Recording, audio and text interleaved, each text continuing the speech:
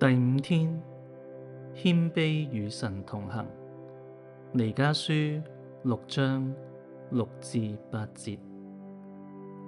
我朝見耶和華，在至高的神面前叩拜，當獻上什麼呢？我朝見他的時候，當獻上燔祭，當獻上一歲的牛犢嗎？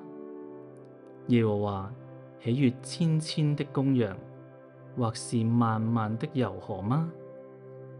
為我的過犯，我可以獻上我的長子嗎？為我的罪惡，獻上我親生的孩子嗎？世人啊，耶和華已經指示你什麼是善，他向你所要的又是什麼？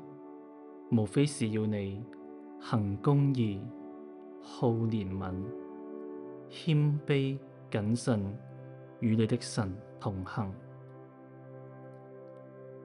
主耶穌，求你賜下恩典，使我可以活出你嘅話語。求你幫助我喺一切決定入邊行公義，教導我愛憐憫，正如你對我所展現嘅憐憫一樣。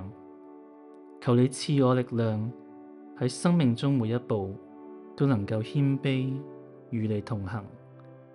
願我嘅生命成為蒙你悅納嘅祭物。阿門。